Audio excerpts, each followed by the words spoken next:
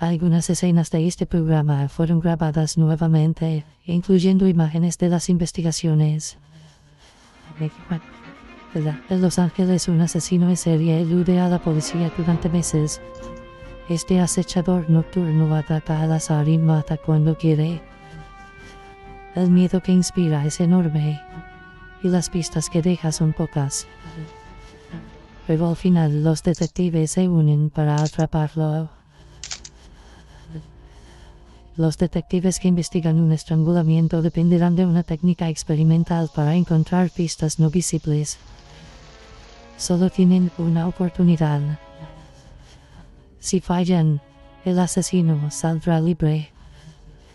Las escenas de crimen pueden ser confusas, o guardan muchos secretos, o casi ninguno. Encontrar esas pistas ocultas es el primer paso para detener a un criminal. Para atraparlo, los detectives deben convertir impresiones confusas en huellas imborrables.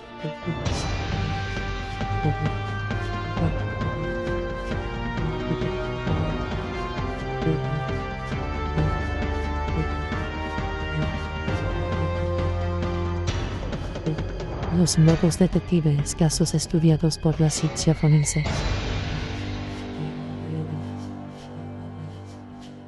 Huellas imborrables. A pesar de estar familiarizados con la muerte, los detectives de homicidios de Los Ángeles se asombran ante la escena que encuentran en la comunidad de Whittier, el 29 de marzo de 1985. El desorden de la casa indicaba que el robo había sido el motivo principal. Una videocámara y varias de las joyas de la pareja fueron robadas. Pero el ladrón también tenía un gusto por la sangre. Vincent Zazzara fue asesinado con un arma calibre 22. Su esposa Maxine fue disparada en la cabeza y mutilada. Los forenses proceden a trabajar, pero no encuentran muchas pistas. Aunque el asesino había causado estragos en la casa, tuvo cuidado de no revelar su identidad. Después de buscar huellas, los técnicos determinan que había usado guantes. Quien hubiese cometido esos crímenes no dejó rastros. Los casquillos de bala estaban muy deteriorados para ser usados como evidencia. Después de horas de búsqueda, los investigadores salen con las manos vacías. Al parecer el criminal se había salido con la suya, pero no logró cubrir todos sus rastros. Los detectives descubren que su punto de entrada fue una ventana abierta. Había varias huellas en el suelo. Una de las dos impresiones pertenecía a Vincent Zazzara. La otra parecía ser la huella de su asesino.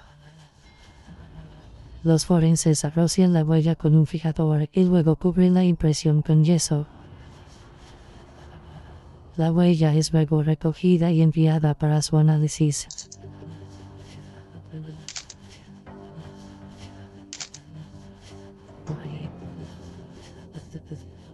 En el laboratorio, el criminalista Gerald Burke la examina.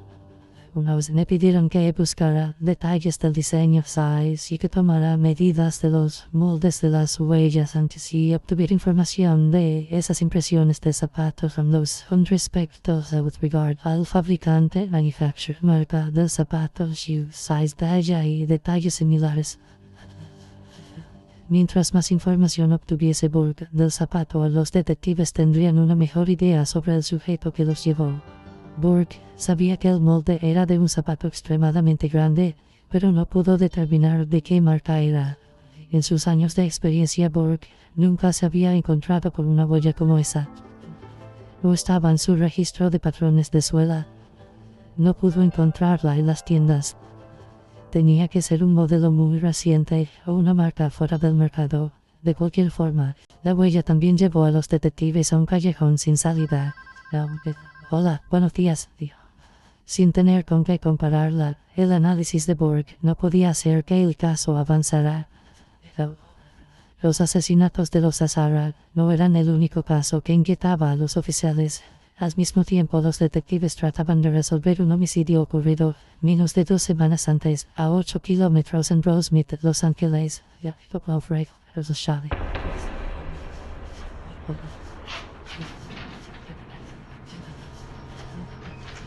María Hernández llegó a su casa tarde una noche y se encontró frente a frente con un arma calibre 22.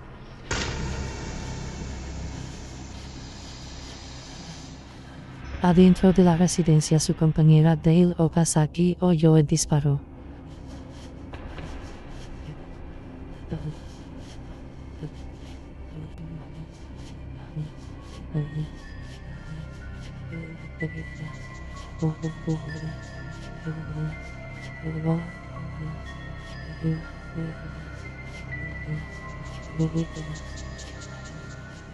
Murió casi al instante.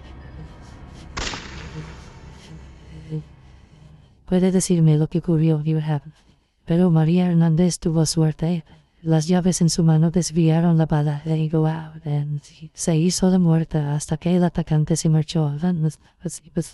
Right in my face, just inch. Declaró que el asesino era un hombre delgado hispánico como de 20 años, vestido de negro. And I laid there, I just knew that I just needed to lay her book. Tenía ojos negros protuberantes, rasgos demacrados y dientes deteriorados. Hernández no tenía idea de por qué este hombre quiso matarla a ella y a su compañera. Por semanas el caso no avanzó, pero luego ocurrió el asesinato de los Azara. Se envían los casquillos de ambas escenas al laboratorio para su comparación. Estaban muy deteriorados como para ser vinculados a la misma arma.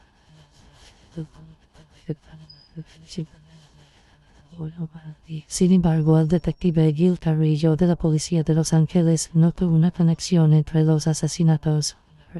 Estaba María Hernández en la víctima que sobrevivió a uno de los ataques y quien nos dio una descripción física del individuo que la atacó.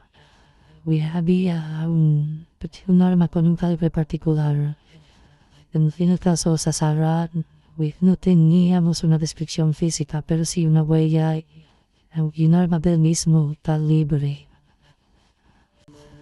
Para Carrillo, los crímenes no solo estaban relacionados, sino que eran parte de un plan que no terminaba. Por semanas, la violencia se había incrementado en Los Ángeles, un área de 10.300 kilómetros cuadrados y 88 ciudades. Noche tras noche, el número de asesinatos, violaciones y secuestros aumentaba. Los medios estaban enloquecidos, informando crimen tras crimen, y el temor del público se incrementaba cada vez más. Los forenses trabajaban día y noche para examinar la evidencia encontrada en las escenas. No obtenían resultados. Carrillo buscó un nexo entre esos casos de violencia. De acuerdo con informes y conversaciones con testigos, forma una increíble teoría. Sus colegas consideraban esos crímenes como parte del aumento de la violencia en Los Ángeles, mientras que pensaban que había varios responsables. Carrillo creía que había un solo culpable. Pero él era nuevo en el departamento de homicidios. Ninguno de sus colegas le cree. Además de la brutal violencia en los crímenes, no había un denominador común que indicara que fueron cometidos por el mismo hombre. La teoría del novato desafiaba el sentido común. El departamento del alguacil no tomaría en cuenta la idea de un asesino en serie hasta que Carrillo basara sus sospechas en hechos. Si uno no tenía suficiente evidencia física concluyente, era difícil que todos creyeran que un hombre estaba cometiendo todos los crímenes que ocurrían en ese momento. Antes de poder probar su teoría, Carrillo necesitaba un patrón más concluyente. No tuvo que esperar demasiado. En las semanas que siguieron a los asesinatos de los Azara, 7 víctimas en todo el condado fueron atacadas en sus camas. Hubo mujeres que fueron atadas con esposas y cables antes de ser abusadas sexualmente. Las casas quedaban en un estado caótico después de ser robadas. Las residencias suburbanas eran el lugar más peligroso de Los Ángeles y todos tenían dificultad para dormir.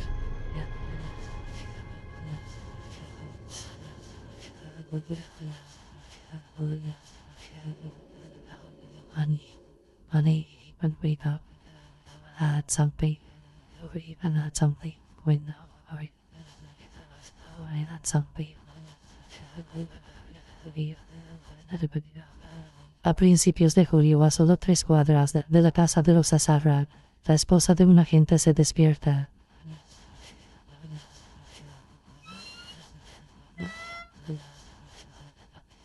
Creyó oír a alguien que abría la ventana. Alguien estaba en la casa.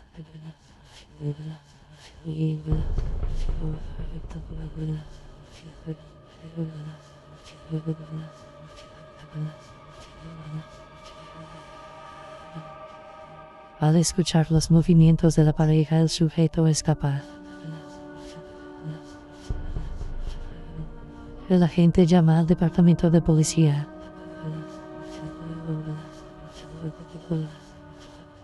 En la mañana, los investigadores hallan las marcas de donde entró el merodeador. El agente señala hacia una parte del terreno donde cubrió una huella con una caja de zapatos. Abajo estaba la huella de un zapato deportivo grande. El patrón de la suela era similar al de la huella encontrada afuera de la casa de los Azarra. Era la pista que los detectives buscaban. Si esta huella coincidía con la encontrada en la escena de los Azarra, sería una prueba a favor de la teoría de Carrillo de que un solo hombre acechaba a los vecindarios de Los Ángeles. Pero si eso era cierto, significaría que un solo asesino habría logrado despistar a los mejores agentes de Los Ángeles por un año.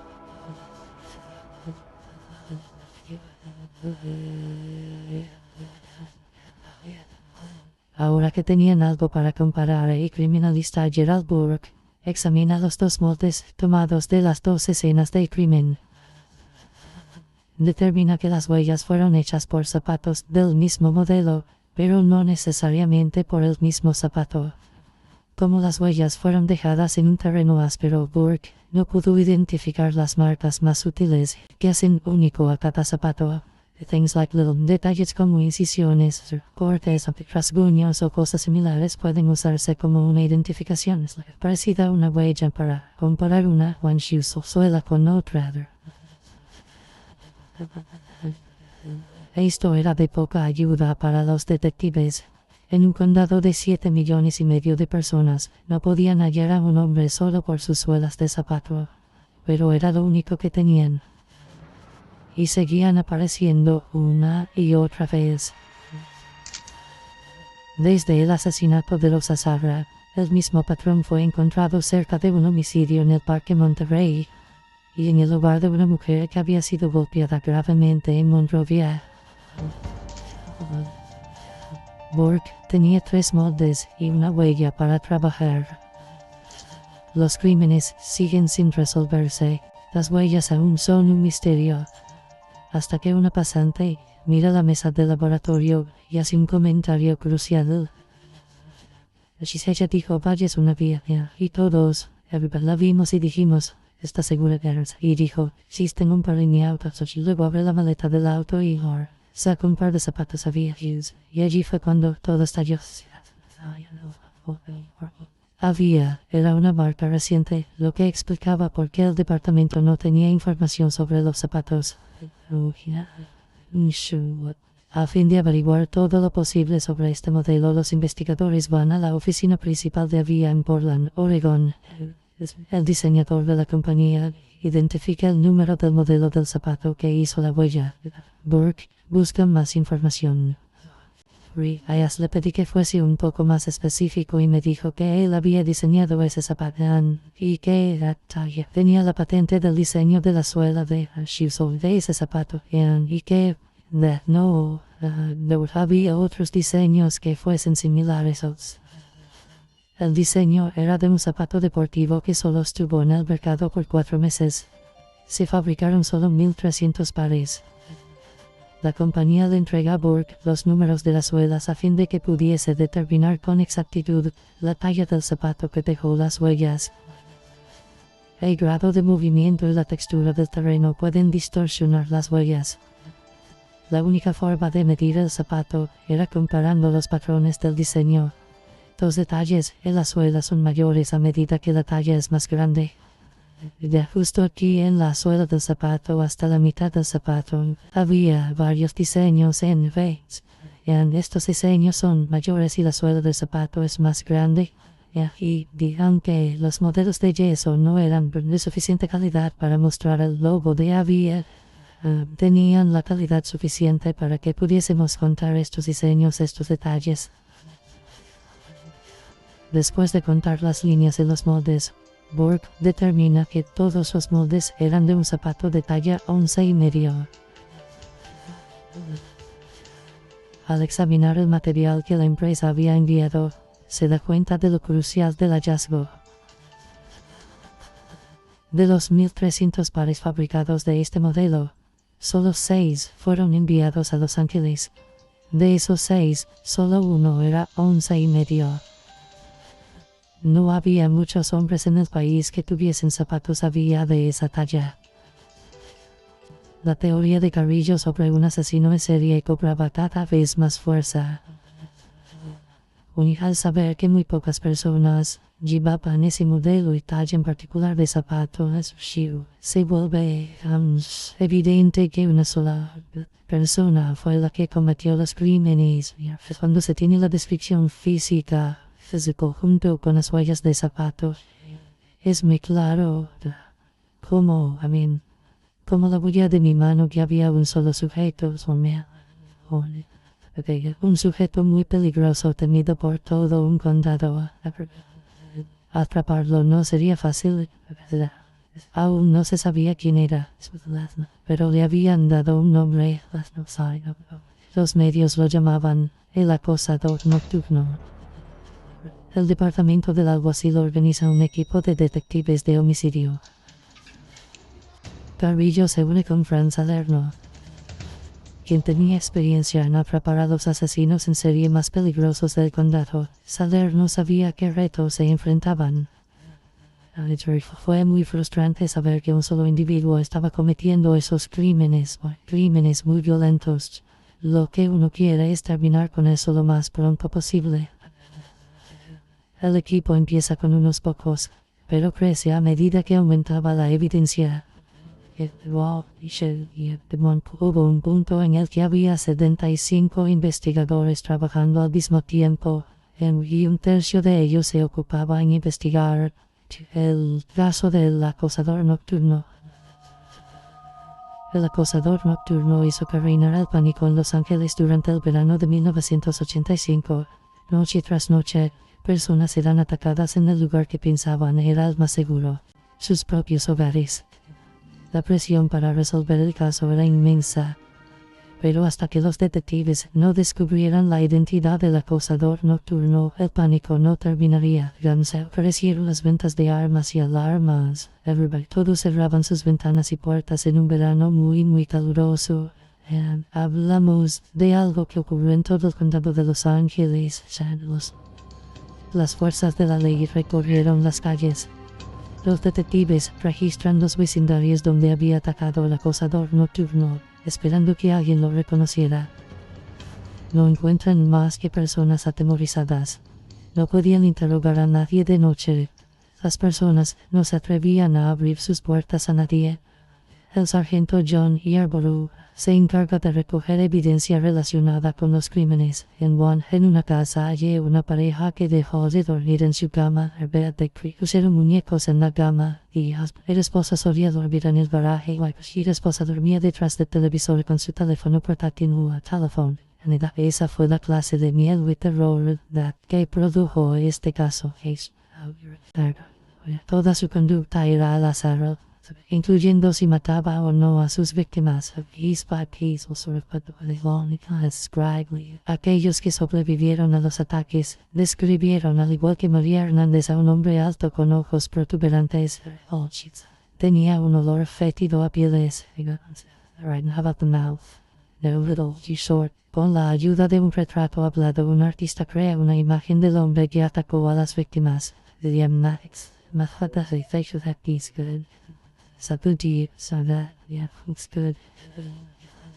Y creo que es él. Yo también. Los detectives sabían su apariencia, pero él frustraba todos los intentos para encontrarlo.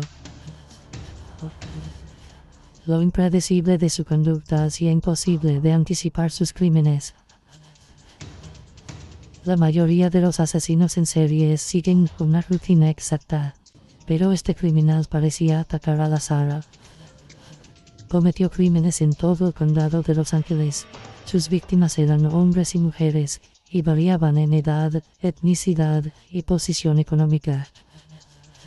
Sus ataques estaban marcados en todo el mapa. Se trataba de un hombre que usaba a veces un arma, otras un cuchillo, otras simples golpes, a veces violaba, otras veces no, a veces estrangulaba, otras simplemente asesinaba, también robaba y a veces no. Lo único que nunca cambiaba eran sus zapatos. Lo que voy a hacer es, para encontrar al acosador nocturno Gerald Burke, tuvo que convertirse en experto en los zapatos. Fue enviado a cada escena que pudiera estar relacionada con el criminal. Estaba en una parte del condado a las 3 de la mañana. Luego a las 6 de la mañana me llaman para el otro lado del condado. Iba de acá para allá. Aunque los detectives podían localizar al asesino por sus huellas de zapatos, siempre estaban un paso atrás de él. El 5 de julio, siguen sus rastros hasta la comunidad de Sierra Madre. Esa mañana, Whitney Bennett, de 16, despertó al revés en la cama. Papá tenía un intenso dolor de cabeza. Mientras la familia Bennett dormía a solo unos pasos, la joven fue golpeada casi hasta morir con una palanca. No recuerdan nada del ataque. No lo sé, pero la evidencia de siempre estaba allí. El sargento John Yarborough sospechaba que el asesino tenía dos razones para llevar siempre los mismos zapatos. Primero, eran prácticos. Le permitían moverse sin ser detectado o correr si lo necesitaba. Segundo, eran su amuleto. Psicológicamente, eran sus zapatos de buena suerte. Siempre los llevaba, tenía éxito con ellos y podía hacer lo que quisiera cuando llevara esos zapatos, así que se sentía bien con ellos. La brutalidad de los crímenes indicaba que el asesino no sentía remordimiento y le gustaba causar la muerte. Yo diría que es un buen ejemplo del criminal tipo y predador, a quien no le importan las víctimas a las que ataca. He does not care about the victim. Él se emociona con lo que hace, se motiva, es inteligente, es astuto y es listo. Cheating and clever, era bastante listo. El acosador nocturno era astuto como un zorro e igual de difícil de atrapar. Un equipo no bastaba. Si se quería atrapar a este asesino en serie, se necesitaba más ayuda. Los investigadores preparan una cinta que envían a los 63 departamentos de Los Ángeles. Allí Carrillo detalla la evidencia encontrada en las escenas. El sospechoso era un joven hispano que siempre llevaba a vías, a cold, scary look in his eyes. Como ladrón experto, era imposible afirmar si su motivo principal era el robo o el asesinato. Las víctimas aumentaban. Al igual que la evidencia, él parecía atacar casas amarillas y beige. A veces dibujaba pentagramas en las escenas del crimen. Pero esta información no bastaba para que los detectives identificaran al hombre que acechaba al sur de California.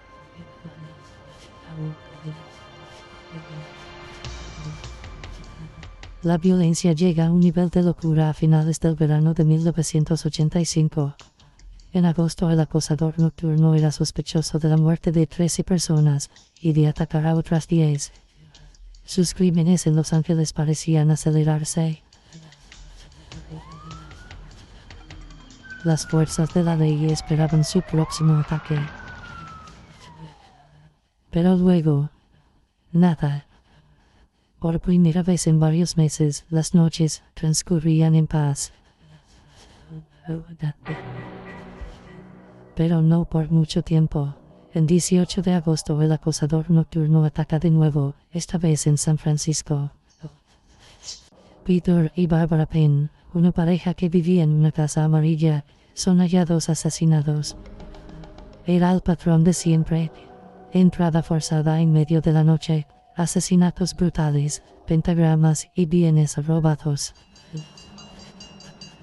El impredecible criminal había expandido su territorio en 611 kilómetros.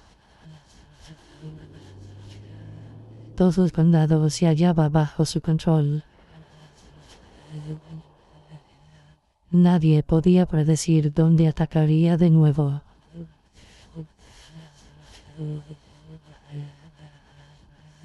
La alcaldesa de San Francisco, Dianne Feinstein, organiza una conferencia de prensa a fin de calmar al público, pero divulga información confidencial como la evidencia de los zapatos y los hallazgos de balística. Los detectives creían que el criminal seguía su caso en los medios. Siempre disfrutó burlarse de las fuerzas de la ley. Ahora sabía exactamente lo que tenían en su contra. Tenía la ventaja. Probablemente cambiaría su modus operandi y se aseguraría de deshacerse de sus zapatos para avanzar en California. Pero de los medios surgieron también cosas positivas. Los diarios de San Francisco publican las joyas robadas de los Penn. Se ofrece una recompensa de $10,000 por la captura del acosador nocturno. Los informantes empezaron a aparecer. Uno de ellos, Donna Myers, declara que un hombre llamado Rick, de El Paso, le había dado un brazalete y varios anillos. Era muy alto. Con granja al igual que el acosador nocturno, Rick tenía dientes deteriorados, mal olor y siempre hablaba de las virtudes de Satán.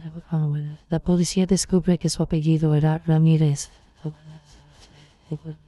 La policía ya sabía quién era, pero tenían que encontrarlo. El registro telefónico de Los Ángeles estaba repleto de hombres llamados Richard Ramírez, pero una huella encontrada en un auto robado señala a un solo sospechoso. Y cuando surge el nombre de Ramírez, buscaron todos los Ramírez que habían sido arrestados y había muchísimos con ese apellido, así que vieron si se parecían físicamente a él. E hicieron la identificación. Una vez que determinan a quién buscaban, se despliega un personal de vigilancia por todos Los Ángeles. Se concentran en lugares que Ramírez solía visitar. Uno de esos lugares era la estación de autobuses. Oficiales uniformados y encubiertos recorren la estación. Pero como buscaban a un hombre que trataba de irse de Los Ángeles, no prestaron atención a los pasajeros que llegaban. Ramírez, quien regresaba de Tucson, observa a los oficiales antes de que lo vieran a él.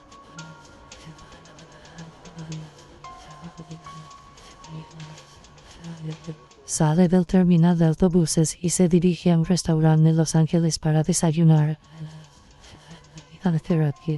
Pronto se da cuenta de que es el centro de atención.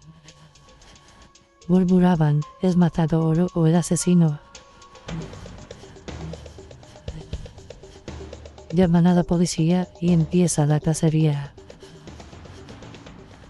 Ramírez corrió por su vida por toda la autopista. Y corría como una gacela.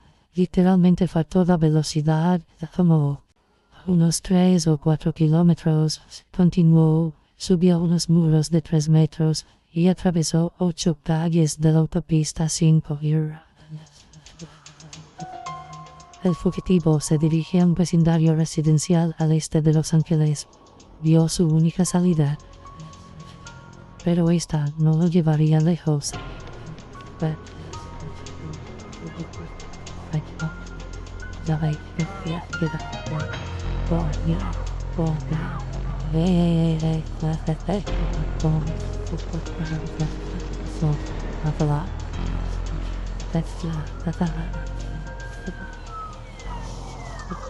La policía interviene.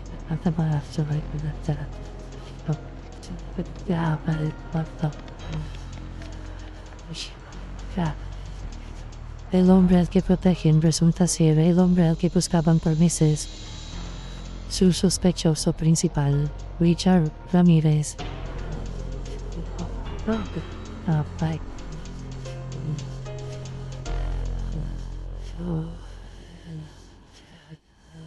En la estación de policía todos observan sus zapatos. No eran avías, ya que era muy listo para llevarlos de nuevo. Pero sí eran la talla 11,5. Parecía que ya tenían al culpable, pero no encuentran sus zapatos.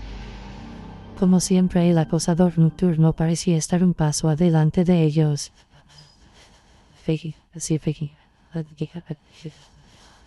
Tanto Carrillo como su compañero Frank Salerno creían que Ramírez era el acosador nocturno, pero no tenían los famosos zapatos.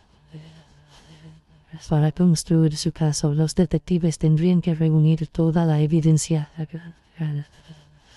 Su primera labor era interrogar al sospechoso. Su conducta los sorprende. Tenía una voz suave. Para no haber estudiado, él hablaba muy bien. Probablemente lo que más recuerdo cuando entró a interrogar a un sospechoso de asesinato es presentarme y inmediatamente preguntarle cómo está.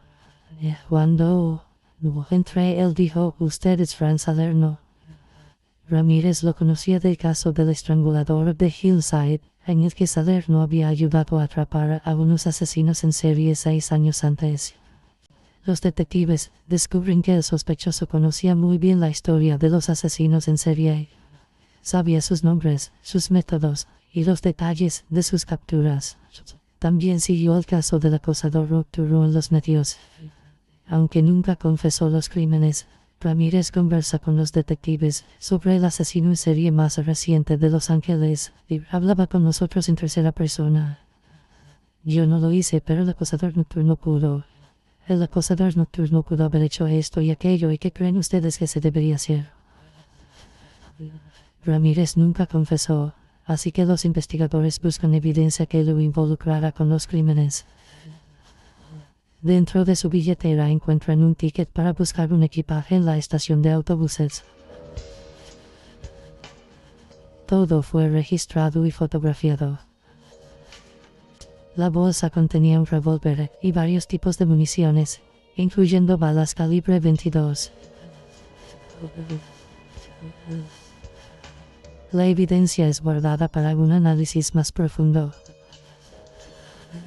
Los cartuchos y balas encontrados en varias escenas son llevados al laboratorio de balística para compararlos con los hallados en el bolso. Coincidían. Además, las huellas de Ramírez fueron encontradas en varios objetos, lo que confirmaba que la bolsa le pertenecía. La mayoría de las víctimas que sobrevivieron a los ataques del acosador nocturno lo reconocen. Las declaraciones, los resultados de balística y las huellas bastaban para que la policía arrestara a Ramírez por los crímenes del acosador nocturno.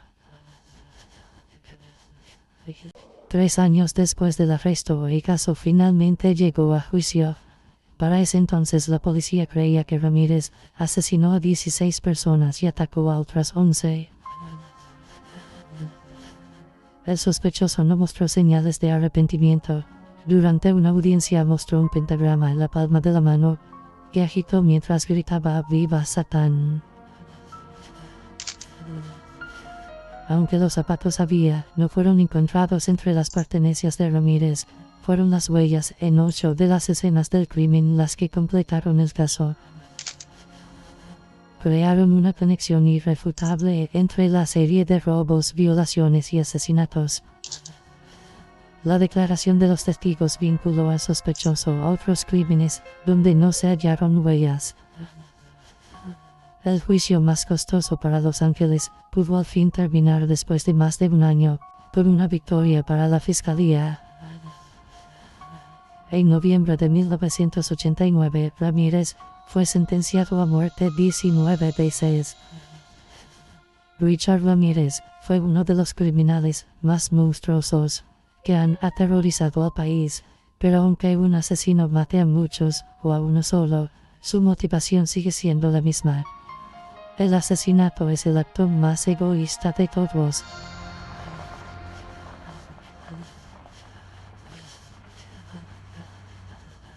El 2 de septiembre de 1990, en Des Moines, Iowa, William Helm y su hermano van a la casa de su ex esposa para buscar algunas herramientas.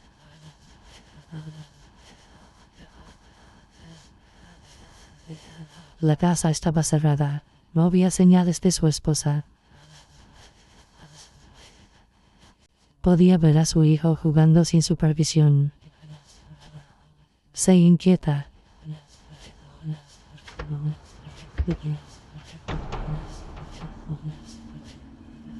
Susan, ¿dónde estará Susan? Susan. Susan.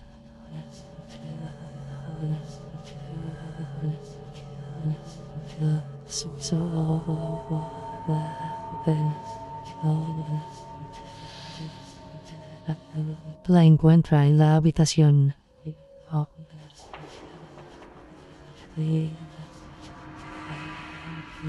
Helm llama a la policía.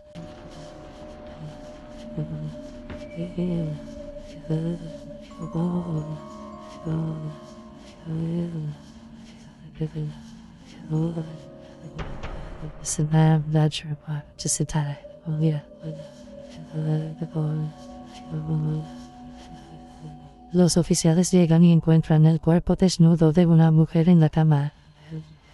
Una manta la cubría. Susan Helm, una ama de casa de 24 años, fue vista por última vez a las 2 de la mañana, cuando unos vecinos buscaron a un niño que ella cuidaba.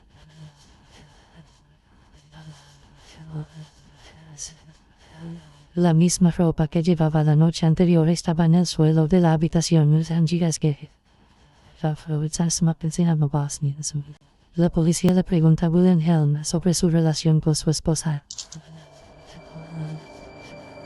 Él dice que estaban separados y que él se había mudado. También que la vio por última vez el día anterior cuando él dejó a su hijo allí. Al interrogar a amigos del matrimonio, la policía descubre que tenían un historial de violencia. En un informe de policía aparecía que William había atacado a Susan 9 meses antes. No había nada que pareciera fuera de lugar. No había señales de lucha, ni que hubiese ocurrido un robo.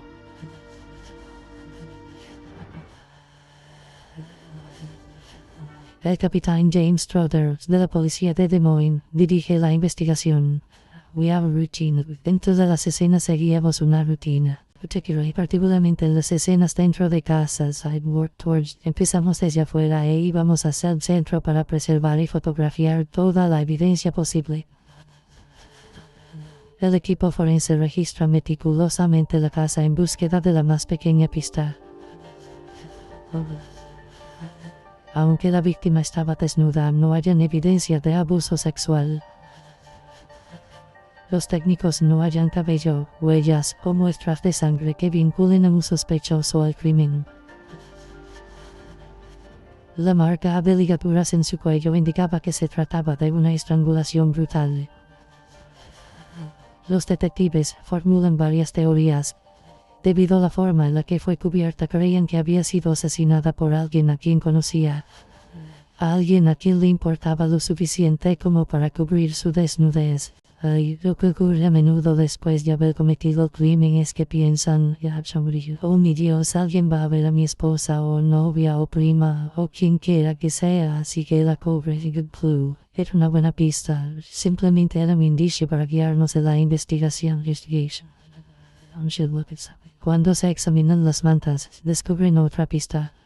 El cuerpo había sido colocado sobre una sábana, y en esa sábana había una marca que parecía una huella de zapato. La huella no era tan clara como para realizar una comparación, pero indicaba que el cuerpo fue movido Así concluimos que lo más probable fue que alguien estuvo en la cama y empujó o levantó el cuerpo encima de la cama. La huella fue hecha con grasa para automóviles con fragmentos incrustados de metal. El trabajo de Wilhelm era soldar silenciadores. Aunque la huella lo convertía en el sospechoso principal, iba a ser difícil construir un caso en su contra. La evidencia física solo probaría algo que él ya admitió, que entró en la casa, fue hasta la habitación y encontró el cuerpo. Helm fue llevado a la estación para que hiciera una declaración oficial. Los investigadores lo interrogan sobre cualquier contacto físico que hubiese tenido con el cuerpo de su esposa cuando la encontró. Helm afirma que no movió las sábanas. Solo usó sus dedos para revisar su pulso en la muñeca y en el cuello. Así que la evidencia física que teníamos era crucial. De otra forma tendríamos un caso circunstancial y nada por lo que pudiéramos arrestar a un sospechoso. Los detectives esperaban que el cuerpo revelara los secretos que la casa ocultaba. Más que un disparo o una puñalada, la estrangulación requiere un contacto cercano con la víctima. Seguramente el asesino había dejado algo atrás. Los detectives utilizan una fuente de luz alterna para buscar cabello o fibras. No encuentran nada. A menos de que una pista sólida apareciera pronto, no tendrían forma de atrapar al asesino.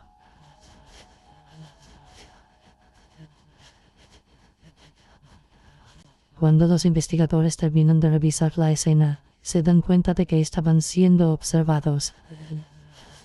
Después de dejar la estación de policía, Helm regresa a la escena del crimen. Sacó una silla de su auto y colocó un puesto de observación en el patio del vecino. Un comportamiento inusual para alguien que acababa de perder a su esposa. Ese tipo de interés lo tienen los transeúntes que no conocen a estas personas, mientras que los familiares normalmente se consuelan unos a otros.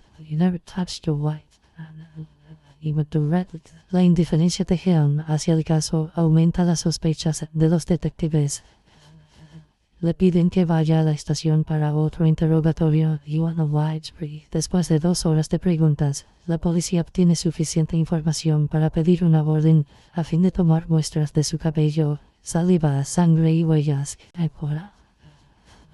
A fin de probar que Helm mató a su esposa, la policía necesitaba evidencia de que él fue quien movió el cuerpo.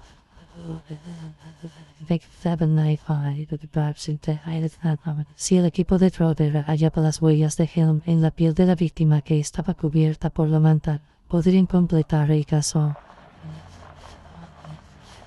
Pero se enfrentaban a un gran obstáculo. Ninguno de ellos había podido recoger huellas de las manos dejadas en un cuerpo antes.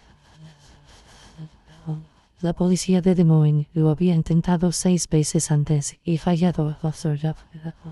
En una escena es difícil controlar las variables que se requieren para tener éxito. El tiempo, la temperatura y la humedad eran cruciales. La técnica experimental para recoger huellas de la piel solo había tenido éxito en los laboratorios.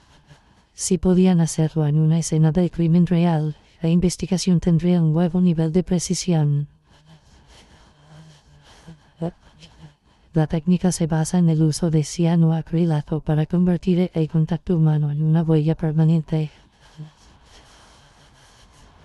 Años atrás, los trabajadores de una empresa de este adhesivo notaban que si no eran cuidadosos, dejaban sus huellas en los empaques de la pega. Y al haber estado expuestos a los vapores de la pega, estas huellas no podían borrarse. El vapor o éster de cianoacrilato se adhiere al aceite que deja el contacto humano. Incluso si las huellas se encuentran en sustancias duras como vidrio o metal, lo que crea una capa delgada en la huella. De hecho, sella la huella bajo una capa de plástico. En la mayoría de los casos, este patrón puede ser recogido con cinta adhesiva. Pero levantar una huella de una superficie con una textura aceitosa como la piel es un procedimiento nada fácil y, si había huellas en el cuerpo de Susan Helm, estas no sobrevivirían el traslado a la oficina del forense. El cambio más mínimo de temperatura o el roce más ligero podían arruinarlas. La prueba debía realizarse donde estaba el cuerpo. En el laboratorio la técnica solo había resultado en huellas hechas en un tiempo menor a 4 horas. Susan Helm llevaba más de 12 horas muerta. Pero era la única esperanza de la policía para atrapar a su asesino. El primer paso fue construir una tienda alrededor de la víctima. Un plástico es colocado y asegurado alrededor de la tienda. La temperatura dentro de la tienda debía incrementarse a fin de acelerar la evaporación de la pega. En una escena, no es algo fácil de controlar.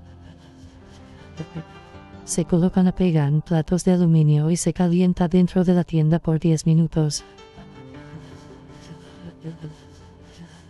Hasta que los vapores llenan la estructura. Los técnicos esperan 30 minutos para que la pega se asiente. Luego los técnicos entran. Lo que estuviera debajo del plástico completaría o no el caso. Si encontraban una huella de buena calidad, atraparían al asesino. Pero según su experiencia, solo hallarían una huella deteriorada. Si la encontraban, eso significaría que el asesino estaría libre. Se retira el plástico del cuerpo. Los técnicos buscan los contornos de una huella dactilar con una lámpara halógena. Colocar la luz en un cierto ángulo ayuda a que las huellas se resalten. En la parte inferior del abdomen de la víctima, la luz revela un patrón. No era una huella. Era más grande y perceptible de lo que imaginaban. La huella era de prácticamente una mano entera. La prueba potencial estaba allí para ser vista por los investigadores. Pero aún no tenían el éxito en sus manos.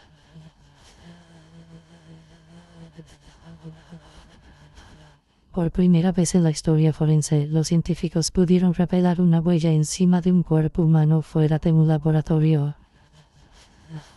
Pero recoger la huella era otro reto. Si se levantaba con cinta probablemente se arruinaría. Los científicos tendrían que fotografiarla. La fotografía de la huella es enviada al laboratorio de la policía de Des Moines, donde se compara con las huellas de William Helm. Para comparar ambas huellas, los técnicos usan una computadora para buscar patrones que coincidan.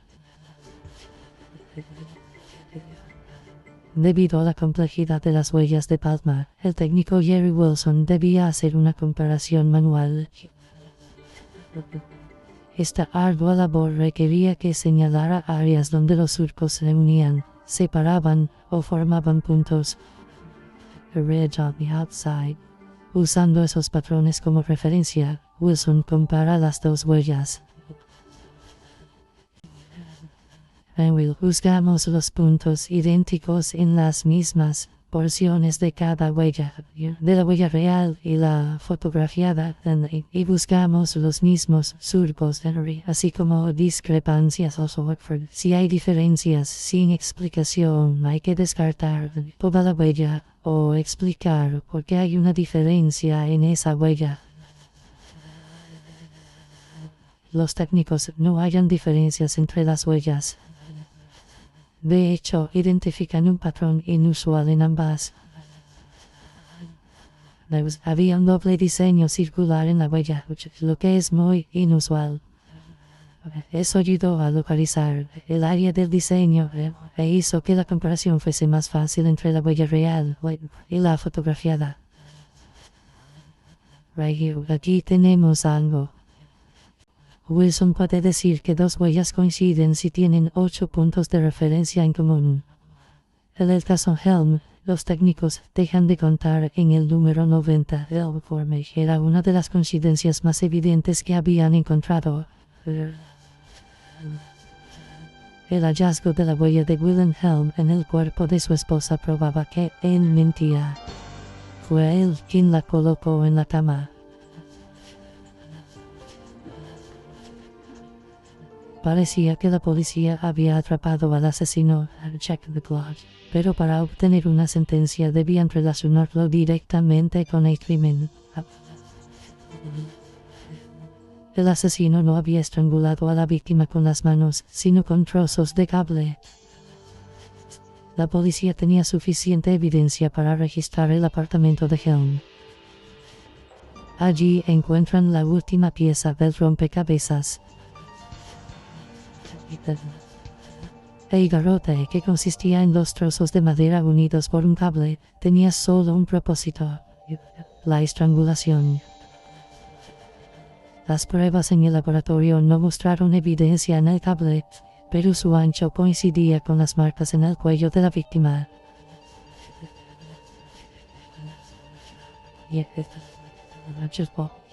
Trotter tenía una teoría sobre el homicidio.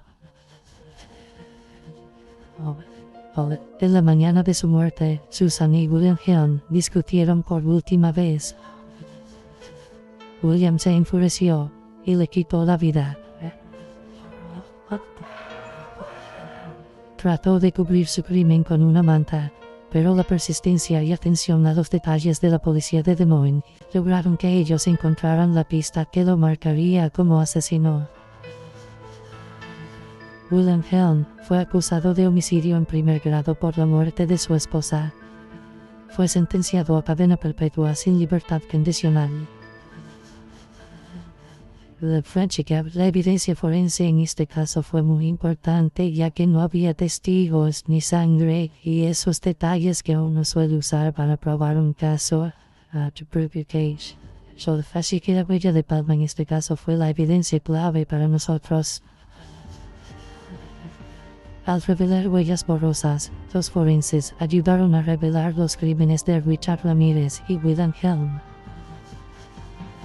Gracias a los avances tecnológicos, los asesinos no pueden escapar de las huellas imborrables que dejan atrás.